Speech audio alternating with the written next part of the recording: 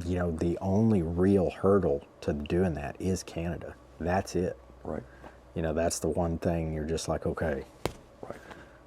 you got to get across it and you got to get back. And, Alaska's your reward. It would be preferred to ditch into the ocean, was my outlook, which is probably totally unrealistic. Here we go.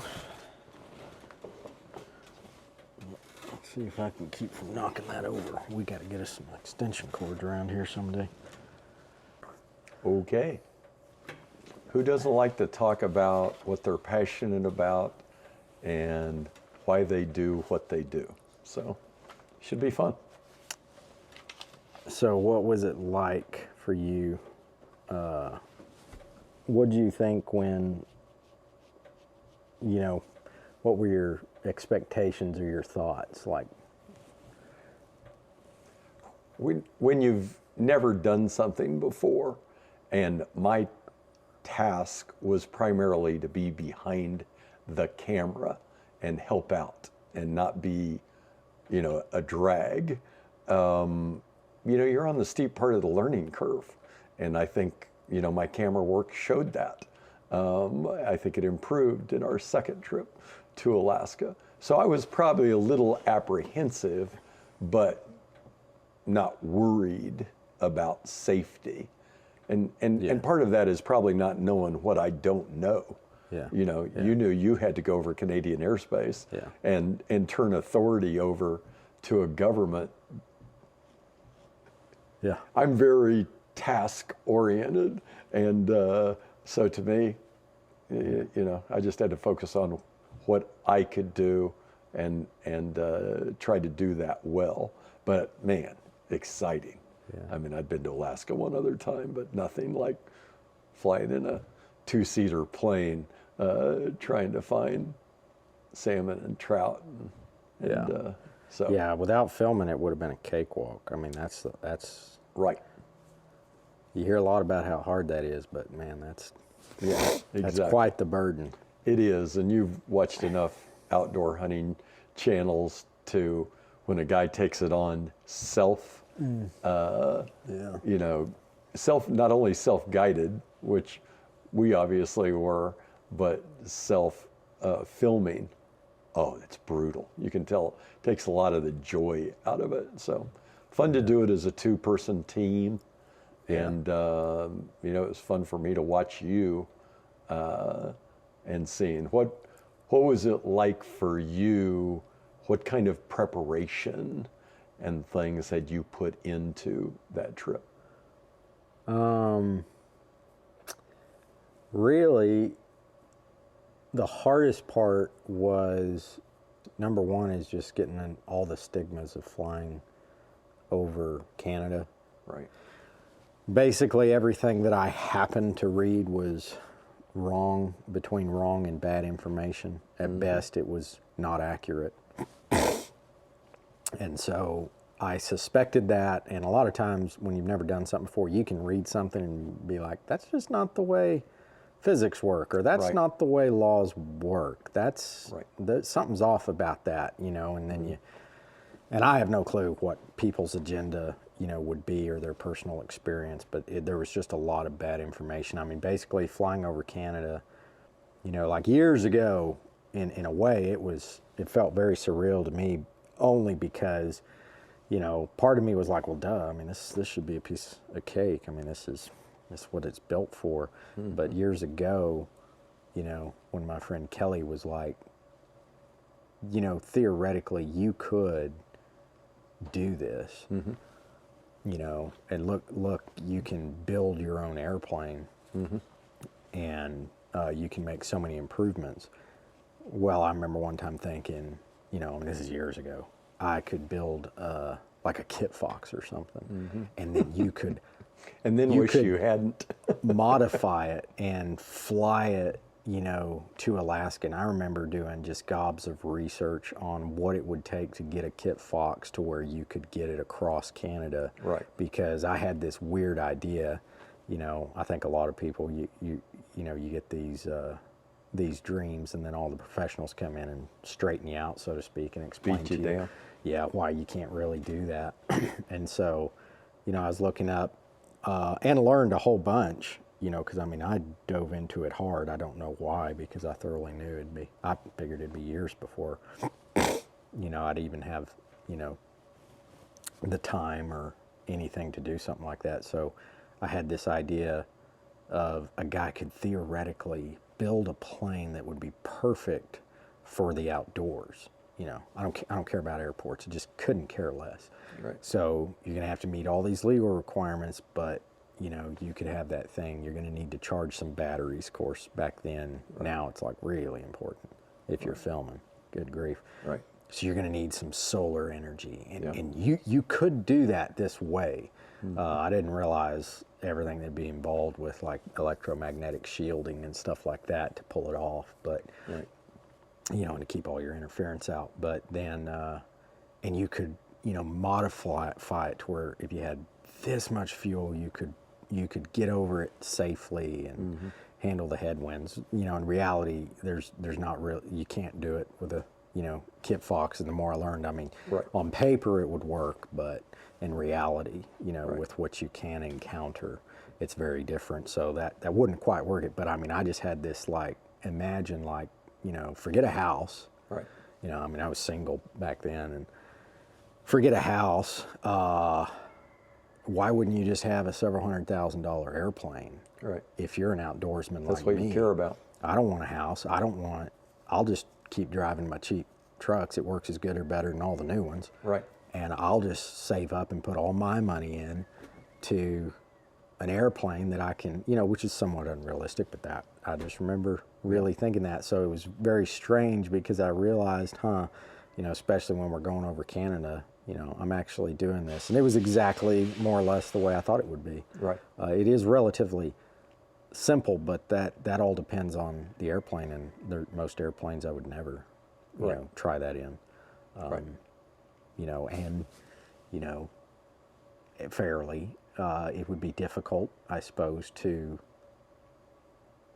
fly someone else's airplane, if you didn't. Right. It's one thing, If you hadn't built it. or you're not thought through the maintaining it, avionics and all that. you've just seen every little Right. piece inside of it inside. Well, then, you have a great deal of confidence, and Right. so, That's huge. which kind of brings you to what is, and you hear that a lot, and that's one thing that, having been in Alaska, I've always, and every time I went, that's all I could think about. Right. Was like, why couldn't you just come up here? Right. I don't mean in 2 weeks. I mean like on a weekend. Come up here in an airplane, because see, there's no roads in Alaska to speak of anyways. Correct. So not having a vehicle, it doesn't mean as much. Right. Because at some point, if you really want to do much of anything, Right. You got to fly. you have to have an airplane. Right.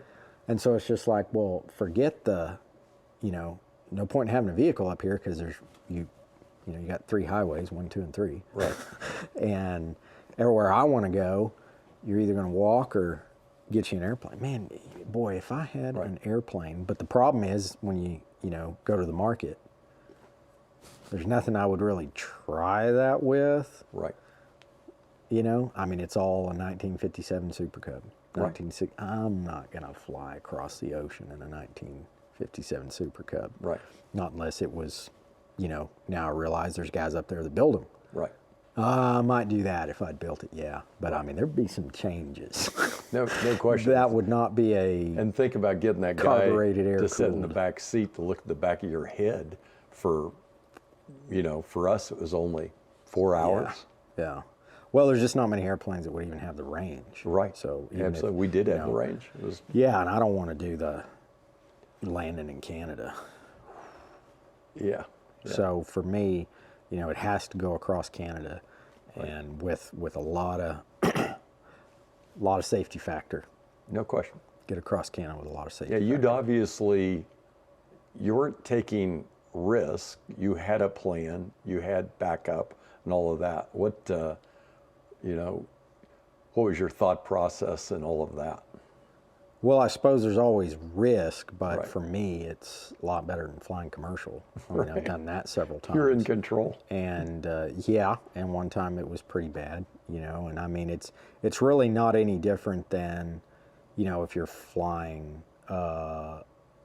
kind of the way most people have to in private aviation, where if your plane's got an issue, well, Right. I guess we're not going today. Grounded. In commercial, you're going to wait 12 to 24 hours, and they will at least get you another plane. Right. So other than that, both times, yeah, that we flew up there, I was there faster than when I flew commercial, Right. and with much less fatigue, and I had way more sleep. Right. And since our entire purpose was of this, shocking. again, is to develop the ultimate bush plane to pursue freedom and adventure, whether you're hunting, fishing, or even just like to take pictures, to think, avoiding TSA lines. What are those things that go boom that protect you against bears? You're going to take that into Canada? Right. I mean, are you going to stop at... You'll only do it once. Yeah, you'll only do it once, and then you'll, they won't hear from you again. So, there's just so many reasons. Yeah, used to there was kind of an unwritten understanding, which Right. was unfortunate. A lot Look of the people other think way. there was agreement. Well, yeah, because Alaska required it. Right. And there was even a short phase that I heard about. I don't know if it's true, but I think it was in the 80s or maybe early 90s. There was a period where, for whatever reason, whatever Right. director got in, up in Alaska, the regional director, they began honing in on that, and they'd be waiting for you in catch can. Right. Alaskan airspace. Where's that rifle? Right. Where's your 40 rounds? Right. And they'd be, hey, if you're going north from here, That's brutal. how many times it happened? You're required to have a high caliber firearm, 270 or greater, with at least 40 rounds of ammunition, or you can substitute it with this and enough ammunition to survive till we come and get you. You're going to have a radio. You're going to have ELT. Right. All this stuff they used to enforce. They dropped. So, well, how are you going to fly? You're in trouble if you get into the U.S. without those guns. Mm-hmm. It would be preferred to ditch into the ocean. was my outlook, which is probably totally unrealistic. But if you gave me a choice, funny. you can land in Canada, Right. or you can, or at least her in the water. ditch this thing on the beach, because you got Right, the right. beach most way up there. What's it going to be? Oh, I'd take the beach every time. Right. So probably, as far as to, get back to your question, it was probably just making sure there weren't any, you're not especially on the second one that came into play, the biggest thing that probably would surprise a lot of pilots would be native lands. Mm-hmm. Stay away. Right. That is a sovereign country. It's another country. Yep. So Its own little Canada. yeah. So you stay away from the native lands, and they're everywhere. So, Yep. but with GPS and maps, that's easy. And then national parks. Each one's different. Some of them are really Right. flexible, and they get a new director, so that park director may be like, nobody coming in here. Right. Which I had no desire to get down close to the ocean, really, but there are some things that hidden laws about how far you are off the deck, and that's concerning certain areas where whales. Right. They've been considered like a refuge for whales. Right. And it's pointed at helicopters, and a lot of times they'll say that, but it just says aircraft. Right. And they're trying to keep helicopters from coming down, because the planes don't bother them, which Right. some will agree, but those helicopters making that wash, they'll get down there trying to film them or Was something it out of a Catch a chopper. Can or Sitka where you could, you were pointing out, I think, what you thought were whales? Oh, I've seen whales all up and Yeah. down. I think those were seal pods. You just Okay. see Right. seal pods of, the supposedly going extinct seals in thousands. I think one was probably about 5 miles long. And I've never even heard of that. And I began as like, those can't be seals. You'd see them blowing. You'd see their flippers, but we were pretty high. Right. And so, I'm just like, man, but you'd see them come up, and then you'd see them go down, and they're just all kind of in a big wide band in between these islands. And I've just never seen them that size, and I don't know what they were doing. But then lower altitude coming back, yeah, I saw them again, and yes, big seals. Right. You know, the only real hurdle to doing that is Canada. That's it. Right. You know, that's the one thing you're just like, okay, Right. you got to get across it and you got to get back. And, you know, Alaska's your reward. But it doesn't have to be that way. If you want to carry the passport and go through all the BS, and you can, and 6 months ahead, Right. theoretically, it doesn't, you know, and if you don't have to look very hard to find the stories. It doesn't always work, but you can clear all that and, you know, theoretically get a piece of paper, but you're probably going to be there a while. Yeah. And I told you 6 months ago, I got clearance. I was coming through with my bear gun on my way to go fishing in Alaska, and Right. maybe they'll give you out of there in 15 minutes. Maybe they'll keep you there a couple of days. Right. You know, most people it's real quick, but all of a sudden then it's not. So to me, how are you going to plan a fun little 3-4 day fishing trip, you know, to go get salmon when there could be the potential, because it's a foreign country, that this is going to be a month? Right. You know, yeah, it shouldn't happen. And people will tell you that won't happen. You don't have to look very hard. It does happen. I mean, it's another country. Probably the biggest killer that'll keep you from, you know, basically it doesn't matter what your airplane is. What, in my little bitty old opinion, there's some legal requirements to cross Canada. And there's a lot of bad information about that. So if you can weed through all that, the gist of it is, you know, which at some point I'll make a video and put up, this is what it takes to cross Canada. Right. But, you know, besides your legal requirements for your aircraft, you're going to have an airplane that will pretty much do 150 miles an hour true airspeed. And because you've got to have one that will sustain that for probably 6 or 7 hour minimum. Right. 1,000-mile range ballpark. Well, yeah, you can't necessarily go by range so much. So you got to look at conditions. The beautiful part is the weather along the coast, in spite of what everybody that lives there says, it's extremely predictable. I mean, you could probably agree. Both times we went, that's the most stable, predictable weather. You can see it coming from days away. Right. There's no like, oh my goodness, where did this 90 mile an hour, you know, 110 degree wind, hailstorm, then a tornado, and then ice? Where'd this? I mean, that doesn't happen up there. It is, you know, like it does in the plains. It's just the wind is going to blow next week, and it will be just pretty much right down to the hour they think it is, because it's just the ocean. So it's just coming off that ocean. Right. And I don't know if they're tracking it with satellites or what. So it's extremely temperate. It's very stable. The stratified clouds are really weird. You know, wasn't prepared for that. Just the different levels. It's kind of cool. It makes what would look like bad weather very easy to navigate, because you got the layers are stratified very boldly, and you'll have 2, 3, 4, 5 of them. So you'll find an altitude that's crystal clear. You know, you just gotta ask for it. So you're going to need to maintain probably between 140 and 150 mile an hour true airspeed. Right.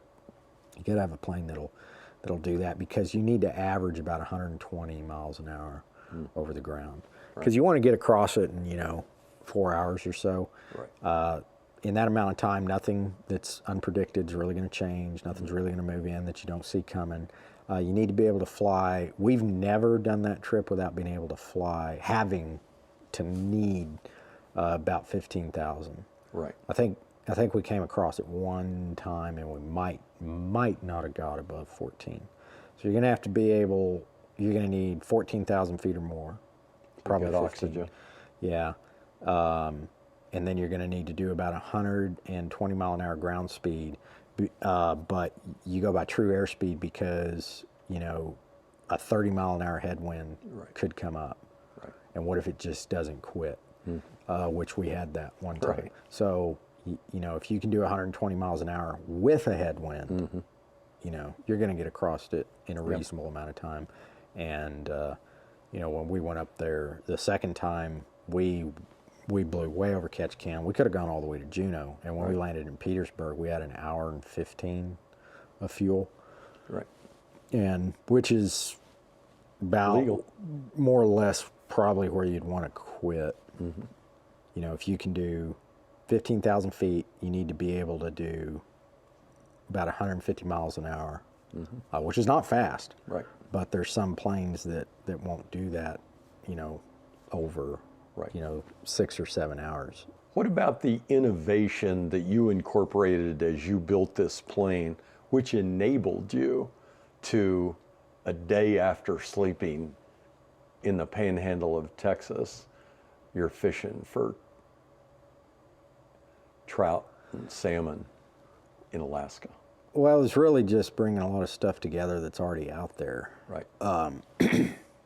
Need to make some changes yet. You know, it's funny. I thought through the Blue Northern so much, and in one trip, you know, you're just like, Right.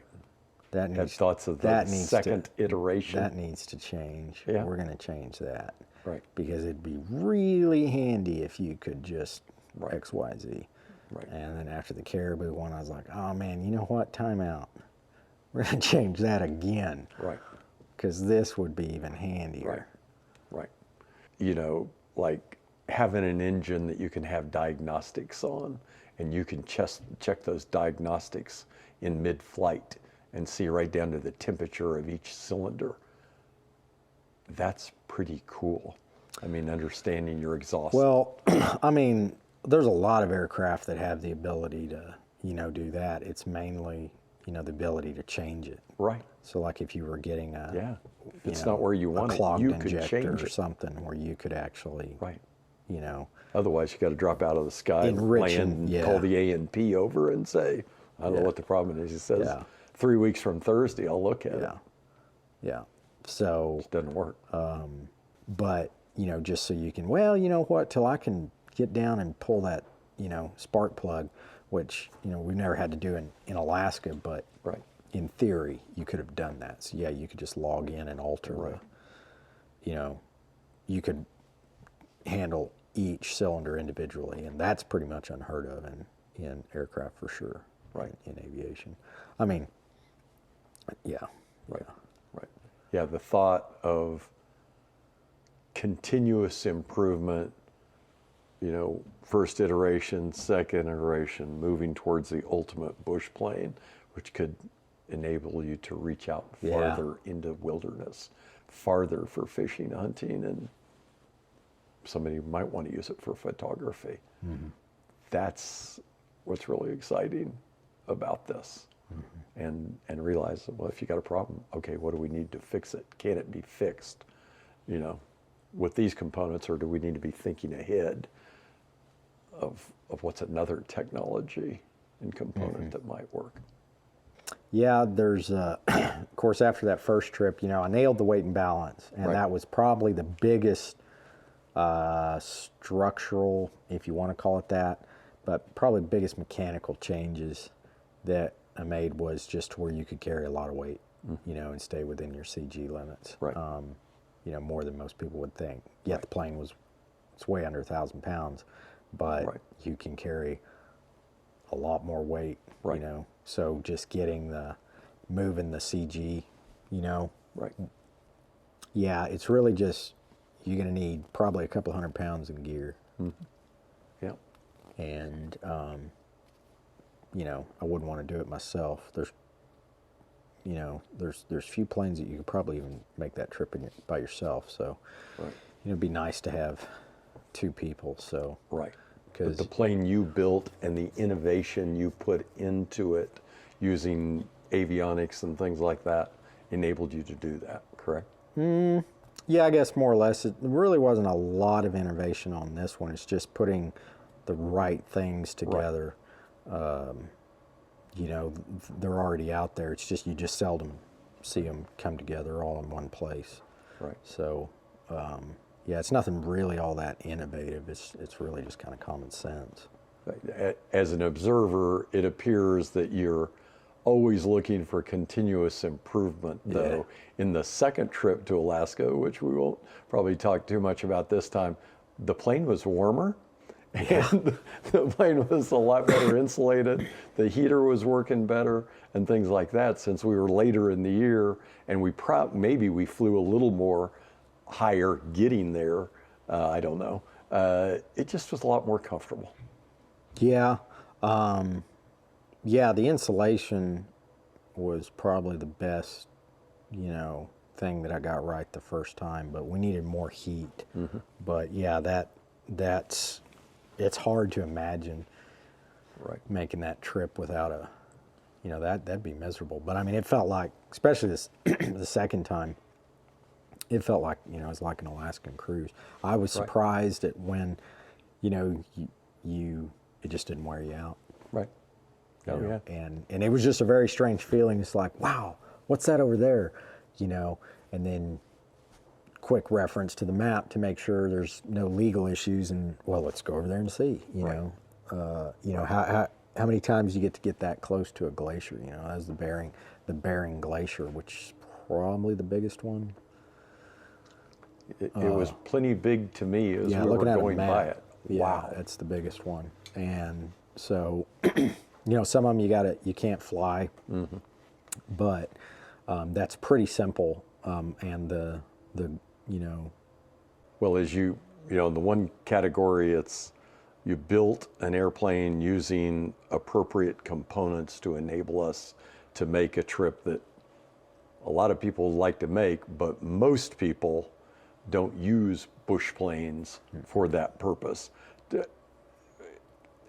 Mention how you utilized your hunting skills, fishing skills, to find fish in an area you're largely unfamiliar with, and then land the plane, go catch them, and we eat them up. Well, I guess I was completely unfamiliar with it. That's probably the part that made me nervous, is it just seemed, this is too easy, and nothing ever is, So I was very nervous about, like, well, this seems pretty cut and dry. I mean, as fast as, you're going to be there. What fishing instincts did you fall back, though? You're in an airplane, you're off the ground, you're looking for streams coming together, all of that. How did you, again, use your natural outdoorsman capability to find fish in an area you're not familiar with? Well, pretty much what I did is just went about 2 days before we left on satellite and just found areas where, you could legally operate with a bush plane, which is most of it, but there's a lot you can't. And then in those areas found, what I do know about salmon, is typically there's going to be a spawning lake somewhere involved, and depending on the species. So that's got to be up somewhere in the mountains a lot of times it was up in Canada. And so if I saw drainage or a glacial drainage that was connected to that and that wasn't all silted out, we just avoided the silted out ones. And then I just marked them and just loaded them into the Garmin, so they were already there. Right. And then we went down, check it out, and if didn't see anything. It's probably the best thing I've always done in fly fishing is if I can see them, I can catch them. Right. I mean, if anyone can see them, they can be caught, but they have to be there. Right. And so, You can't create and if they're fish. there, you'll see them. And so, Right. That's why we didn't stop, the first couple of places really, and then all of a sudden when you saw them, it's like, well, there they are. Yep. But, for sockeye salmon, you really need a bunch of them. Right. They got to be stacked in there like cordwood. Otherwise, you're going to be fishing all day. And that's fine. That's the way I used to do it. And every now and then you'd catch one, and man, what a thrill. But, if you, nowhere near civilization in Alaska can you find fishing like that, because, they typically have to protect it. If you have that many salmon move into a place, they typically dam it off, a lot of times the first 7 miles or anywhere a mile upstream or half a mile upstream, half a mile down of a confluence. Right. They really protect those confluences a lot anywhere near civilized Alaska. But, we're so far away from Right. from anything. Which only the tool, the plane, enabled you to do. But I mean, you were catching cutthroat trout, rainbow trout, and eventually sockeye salmon. I mean, I'm just the guy behind the camera, but you were catching a lot of fish, and it didn't seem like there was much time between casts Oh, no. for it to happen. It was No, just I think boom, you could boom, catch them with boom. a styrofoam cup. I mean, at some point I had a strike indicator, you know, and when it would move, you know, because you had one and you're setting the hook, just that movement in the water, someone would be like, oh, okay. I mean, if they saw the movement, they nailed it. I mean, which I've heard stories like that, but Right. yeah, no, you could almost, well, you could get one every cast where the salmon were. It was either going to be a salmon or a trout. Yeah, the biggest thing with Alaska is the tributary to tributary, drainage to drainage, stream to stream sometimes. There's some pretty specific laws concerning salmon. Right. So you can be fined, and then you just hop over to the next stream, and it's totally illegal. Right. So since I already knew how to, you know, most everything I've done has been as a non-resident in any state. There's just a way you approach a state knowing, you know, you kind of assume everything's illegal till you figure out it's not. Right. And you're typically better off. And so the only challenge to doing something like that is really just getting over Canada and making sure, you know, I mean, if you can't fish, I mean, I don't know what you're going to do, but and then it's just finding them. If you see them, you'll catch them. Right. Right. Let's talk about the timing of all this. I mean, like I say, a day after we're sleeping in a place outside of Amarillo, Texas, you're catching fish. We fly all the way to Port Ellsworth and fish and see a friend there and eat our spoils with him, and just an amazing bush pilot, all of that. But you're back in start to finish 5 days? Yeah. I mean, Not quite 6. Yeah. and you went a long way across Alaska. Oh, yeah. Port Ellsworth is not like Ketchikan or Sitka or something. You could say you're in Alaska, but so what? You're in the first port from the south. We were a ways over there, Yeah. and still got to fish it, got to see it, got to have fun, and bring it back. Yeah. Yeah, it was when I woke up the second day, or went to bed rather, it definitely felt strange.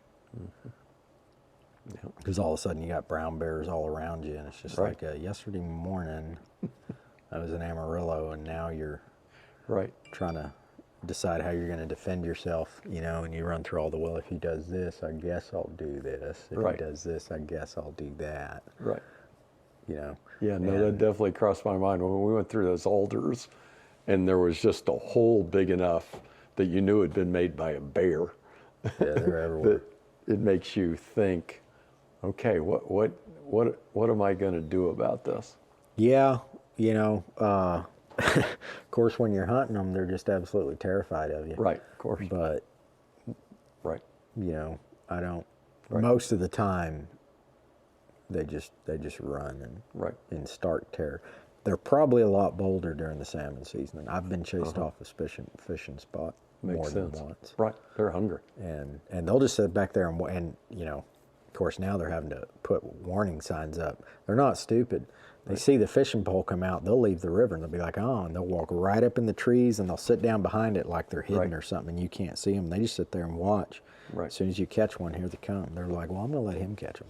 Yeah. I'm just going to sit here and wait. That's right. So they know what a fishing pole is, not where we were. Right. So I felt safer there because you knew they hadn't seen too many humans. They hadn't seen too many humans, if any. Right. And so it's more like hunting those grizzlies up in Alaska, where they catch your wind and they won't quit running for days. Right. But you get around Anchorage and all the Russian River and all the tourist traps, and I mean they're just bold as brass, and that's probably when it's really dangerous. Right. Right. So Yeah, it is cool. You're right. You're here in West Texas, and we got a lot of wildlife. I mean, we got quail and mule deer and white-tailed deer and turkey and feral hogs, lots of things. Yeah. But then you go to Alaska, the scenery, the water, the mountains. Yeah. And I don't know that I'm a big scenery guy, but well, it's breathtaking. Yeah, it really is. I mean, I would fly. I don't know that I'd do it again and again. Right. But I could probably do it back to back twice, just to fly, even to Anchorage, turn around and come straight back. Right. I mean, it's because it wasn't like, you know. I mean, if you didn't have an autopilot, I'm sure that'd be brutal. But it was just like, you were just riveted. Yeah. With, it was like an Alaskan cruise. Yet when you saw something really significant, like you're like, I just want to get down there and experience that. Like that river is so beautiful. Or let's go down there and fly through that and get a good look. Maybe we'll, see something. Then you're just like, okay, and you just go do it. Check the map, make sure you can, and then you're gone. Right.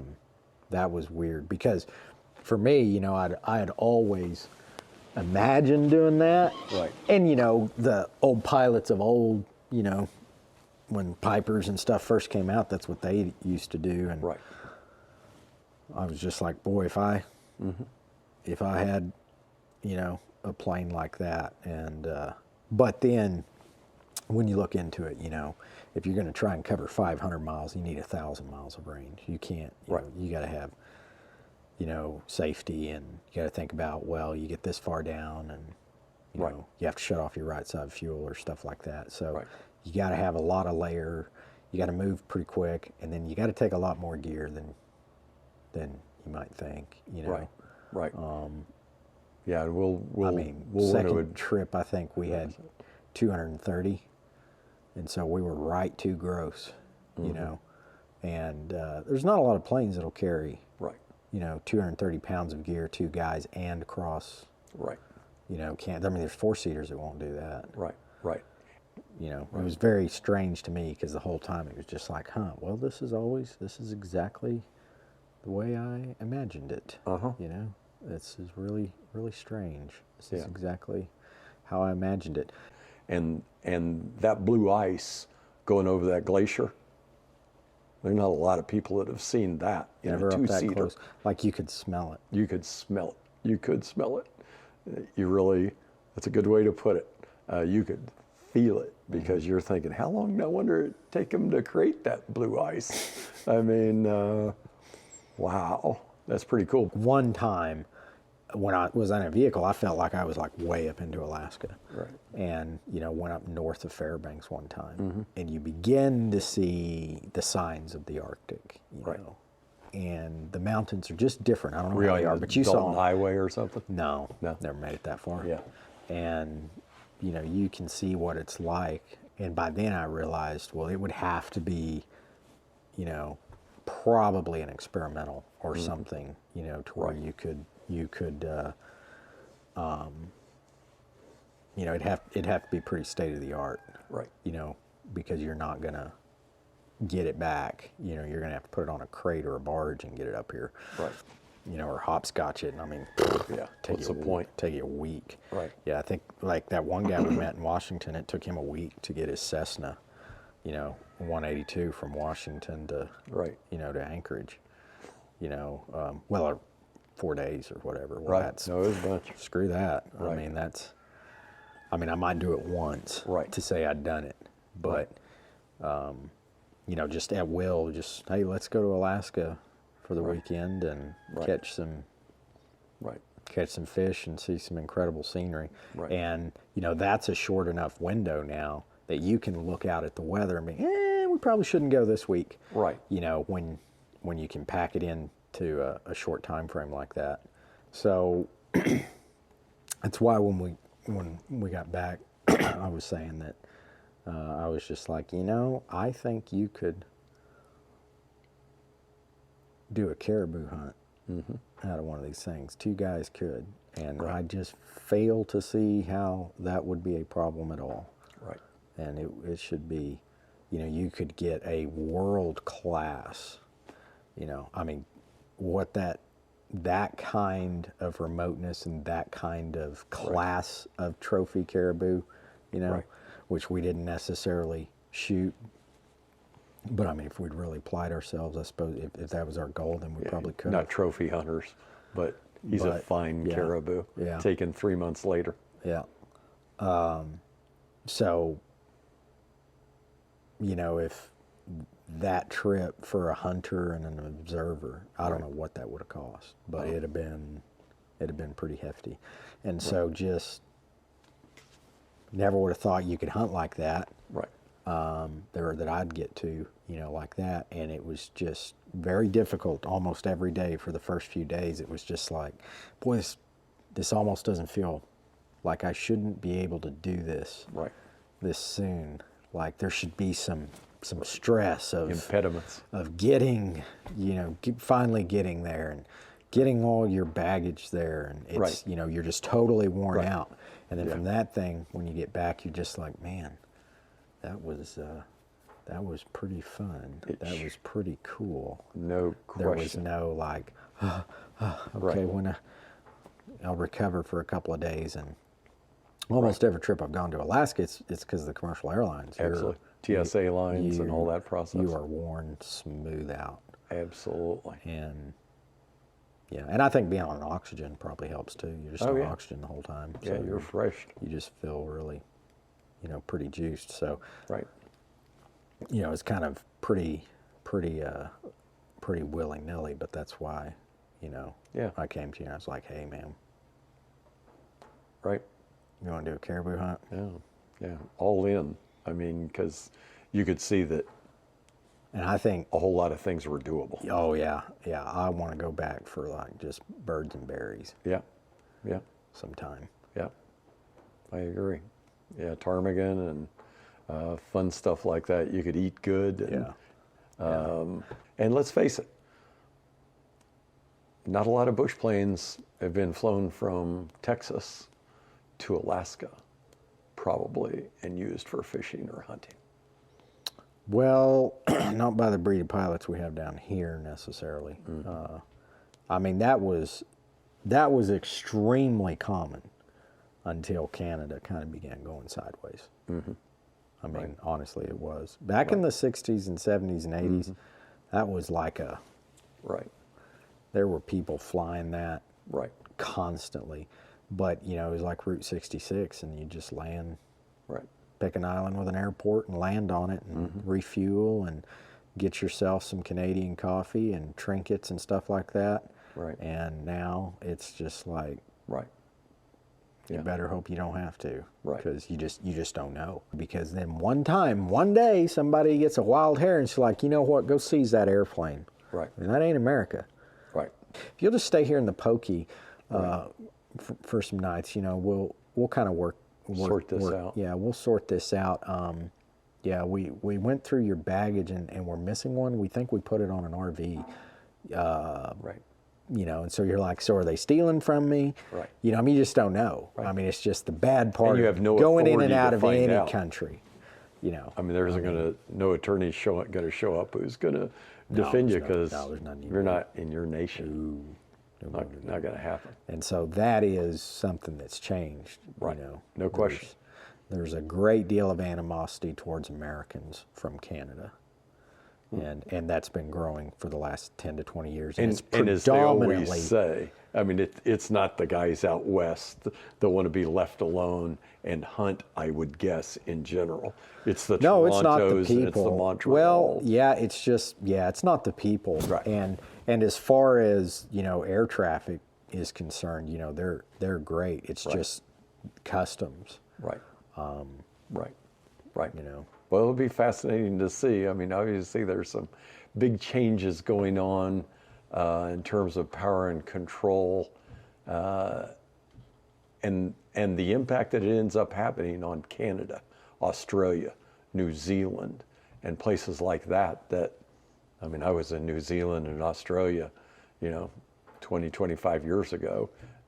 Prior to the gun grab in 1996, Australia and New Zealand were cool places. But they obviously rolled over to COVID, and it'll be real interesting to see. Yeah, that's definitely like the two instances that are really bad that I've heard from. Where like one of them, he's still dealing with it, was essentially COVID related. Yeah. But now, to see, now, Trudeau folding his tent, because he's obviously looking out there and saying the world is changing, and Elon, like we talked about, standing up for the First Amendment. Well, the only country in America or in the world that has First Amendments, the United States. Everybody else thinks they have it. Yeah, because of the United States. Yeah, and for sure. So, but it's having an impact in places that you would have never seen, including, the European Union. Oh, yeah. And they're going, I bet they hate his guts. oh, absolutely. And it's, oh, by the way, not in our Constitution to send money to foreign places. But, don't be bothered by the details, folks. But people are starting to ask the question because of Doge. Oh, yeah. Because they respect Elon. And the fact that he put his money where his mouth was with X, saying, we got to have some place where you have freedom of speech. Mm-hmm. Yeah. And, that's where I always go with it, is the fundamentals and your values. Trump even mentioning that, we ought to look into this federal income tax thing. No kidding, we ought to look into it. I mean, it's pretty amazing that we went from 2 or 3% when it was initially instituted in 1913. Yeah, I wonder how you even, take the political opposite of that. Right. I mean, you can almost hear them. Take my money. When they come, like Go the next president, like, okay, folks, don't worry. Right. Everyone here on the right, you can just expect more of Trump from them. But if you'll elect me, I promise, I'll bring back the illegals. Right. I will inflate and bloat the government again, and I will bring back income tax and tax you. Right. Give me a chance to prove it. I mean, it's absolutely. Right. And that's going to be your running platform? Right. And that's why you see, the AOCs of the world and the Pritzkers are the only ones that are even attempting to defend their prior positions and platforms, because it's just so stinking bad. But, then you even look in the United States, where are people moving to? I mean, this is not profound, but it's Tennessee, Texas, Florida, Nevada. What do those places have in common? No state income tax to begin with, ding, ding, ding. Yeah, good or bad. I guess bad in this case. That's why all the Democrats are coming to Texas. Absolutely. They see we have no income tax, and they're just like, well, I would, but man, no income. I'm going to go to Texas. Can you imagine you're paying 14% in California, and the place is trash. So it's 14% on top of the feds. Correct. Yeah. Highest 39.6, capital gains on top of that, local property tax on top of that. I mean, who's kidding who? Of course, Texas has to make up and generate a little state revenue, and they do it primarily with property tax that pays for schools, and so is Tennessee and Florida and everybody else. But it's a lot different having built a company and sold it, and paying and not paid state income taxes. I built that company here in Texas, rather than where I used to live. Oh yeah, you don't want 15, 20 years ago. That was 7-8% right off the top into my pocket, which then, if you have any values, you're going to put towards faith, family, trust, responsibility. That's why we built Life Tree Legacies, a ministry, for teenagers and college-age students. You can do that. You think I give that to the state, and they're going to do that? Of course they're not. So, I mean, God love Texas as far as I'm concerned, because I'm just happy we built the company here and sold it. Yeah. And I mean, there is a theme, obviously, with you and with me. entrepreneurship runs through the whole thing. There's whether you're really in a market or you're not in a market, you want to continuously improve, to be the best you can, to develop the ultimate bush plane. Because otherwise, why are you doing it? Mm-hmm. You're just wasting your time. You know, oh no, we want to be mediocre. Oh, well, that's exciting. Mm-hmm. You know, what's that going to allow you to do? Shoot a whitetail in Kansas, mm-hmm. you know, after you hired some outfitter and you drove up there? It's like, you know, like shooting a cow off a salt block. Mm-hmm. I mean, if you're not careful. So, yeah, it's if you really want to pursue adventure and freedom, you need the tool to do it with. And you've obviously worked towards doing that, and will continue to do so. Yeah. Yeah, Lord willing. Yeah.